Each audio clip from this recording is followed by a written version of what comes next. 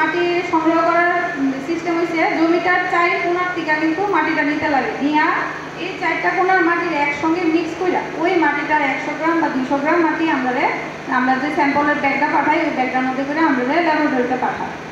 এবার আপনারা এই জিনিসটা যদি আমি বুঝেনি আমি যে কইছি এভাবে কালেকশন করা হয় বুঝছেন তো।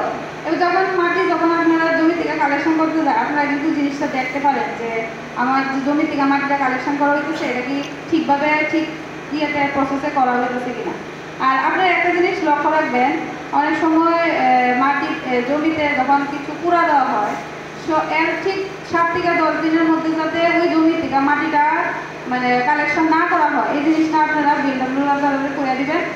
বা ধরেন কোনো সার ব্যবহার করছেন বা কীটনাশক ব্যবহার করছেন ওই ক্ষেত্রে যদি দেওয়া হয় বা আগাছা প্রতিরোধ করার লিগে আমরা যে ওষুধটা ব্যবহার করি ওইটার পরে মাটিটা মিনিমাম 15 দিন অবধি যাতে কালেকশন না করে ওই জিনিসটা আপনারা একটু লক্ষ্য রাখবেন। বা অনেক সময় বৃষ্টির পরে মাটিটা ভিজা থাকে ওই ভিজা মাটিটাও যখন কাইটে সেরে নেওয়া হয় তখন কিন্তু সঠিকভাবে মাটিটা কালেকশন হয় না। এই 3-4টা জিনিস আপনারা লক্ষ্য রাখবেন যে আমার জমি থেকে যখন মাটিটা কালেকশন করতেছে ওই জিনিসটা ঠিকভাবে হইতেছে কিনা এই জিনিসটা আপনারা কিন্তু জানলে লক্ষ্য রাখতে পারবেন।